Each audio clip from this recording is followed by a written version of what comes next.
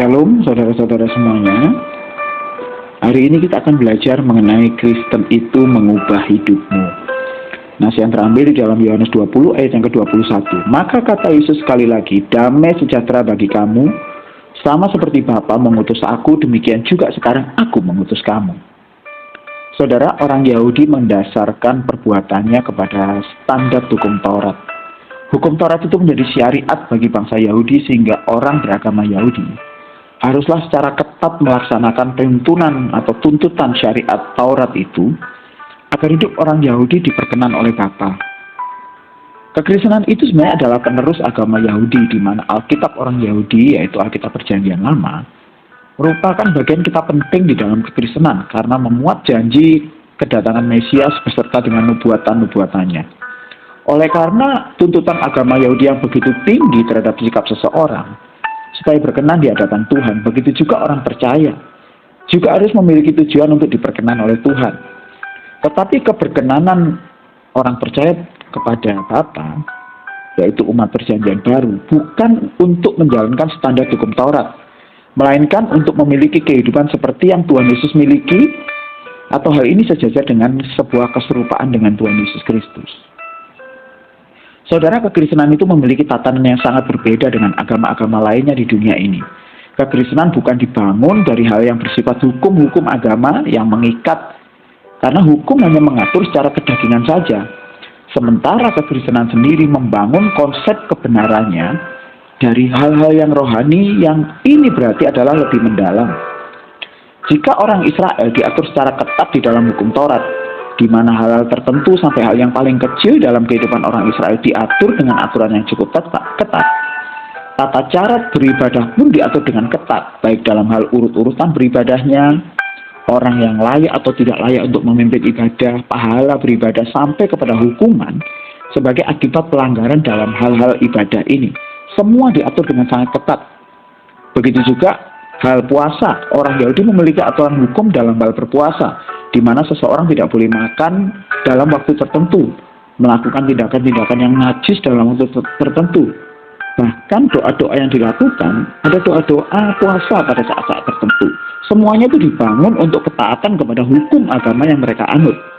Namun di dalam kekristenan yang menjadi hukum bukanlah aturan yang ada di dalam kitab suci Perjanjian Lama, melainkan kehidupan Tuhan Yesus Kristus yang menjadi hukum bagi umat Perjanjian Baru. Artinya bahwa umat Perjanjian Baru sudah tidak perlu lagi melakukan aturan-aturan hukum Taurat, tetapi umat Perjanjian Baru itu menjadikan Yesus sebagai pedoman dalam menjalani kehidupan kekristenannya.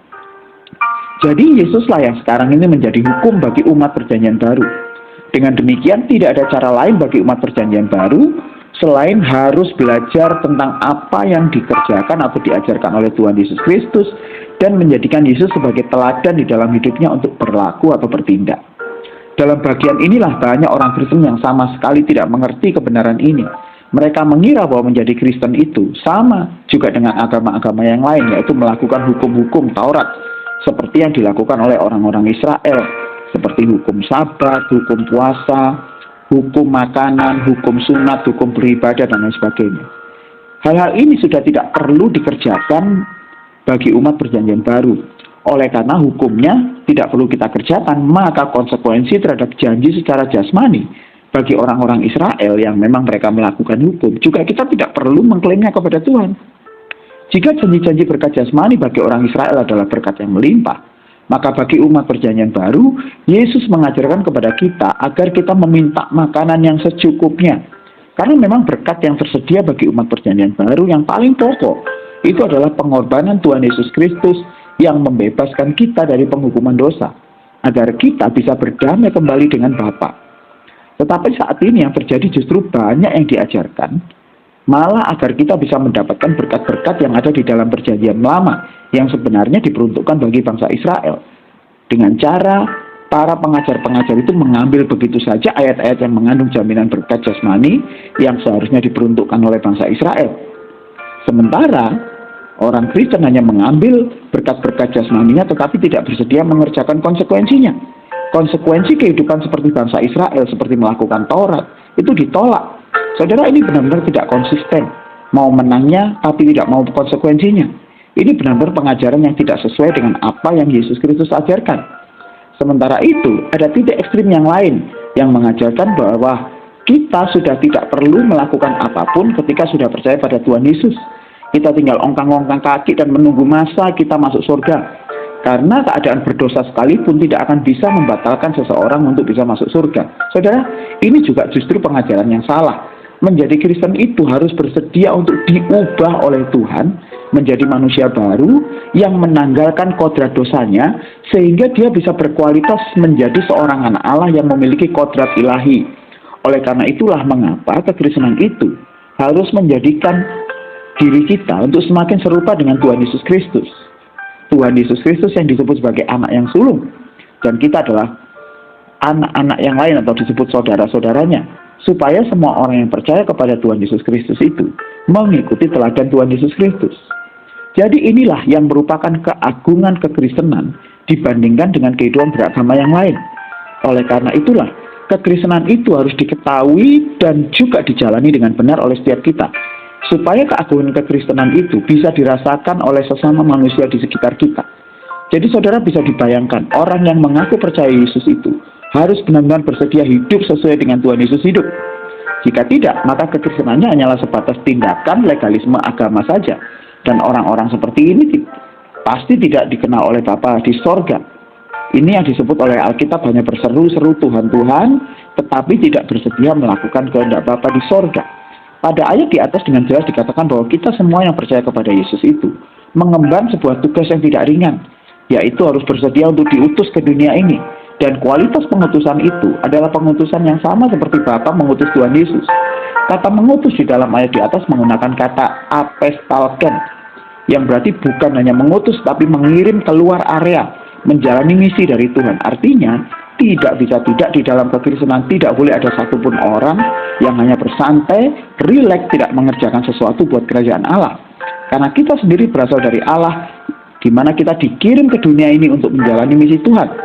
Jika ada seseorang yang mengaku Kristen tetapi sama sekali tidak memiliki perasaan krisis untuk bersedia diubah setiap saat oleh Roh Kudus kepada segala kebenaran, di mana hidupnya sebenarnya tidak boleh serupa dengan dunia ini, tetapi dia tetap serupa dengan dunia ini, maka sebenarnya dia bukanlah orang yang percaya kepada Tuhan Yesus. Karena orang yang percaya pasti sadar dengan sesadar-sadarnya bahwa waktu untuk mengemban misi dari Tuhan itu sangat singkat, yaitu sampai seseorang itu menutup mata nanti. Dan karena singkatnya waktu ini, maka seseorang harus rela memberi diri untuk dididik dengan firman Tuhan. Oleh sebab itu diperlukan orang-orang yang rela untuk menanggalkan hak pribadinya di dunia ini, termasuk hak ingin dihormati, ingin dihargai, ingin dibahagiakan oleh harta, harus segera kita lepaskan kalau memang kita berkeinginan untuk menjadi seorang murid Kristus yang benar.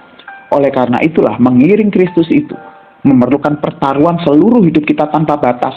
Jika kita masih menyayangkan diri kita sendiri dan tidak mau melepaskan diri kita dari segala milik, sudah pasti kita tidak akan bisa menangkap maksud kehendak Bapa di sorga. Waktu Tuhan semakin mendekat, usia kita di dunia ini pun juga semakin mencapai titik akhir perjalanan hidup kita. Oleh karena itu, mari manfaatkan waktu yang ada, yang masih diizinkan Tuhan untuk kita miliki dengan sebaik-baiknya, yaitu dengan jalan membawa diri kita untuk semakin serupa dengan Kristus. Dan jangan lagi hidup untuk kepentingan diri kita sendiri, mengejar sesuatu yang ada di dunia ini, supaya kita bisa lebih bahagia, terhormat, tidak demikian. Tetapi kita harus belajar meresponi setiap masalah dalam hidup kita di dunia ini dengan kebenaran firman Tuhan yang telah kita dengar, supaya dunia juga melihat dan merasakan bahwa Yesus Kristus ada di dalam diri kita.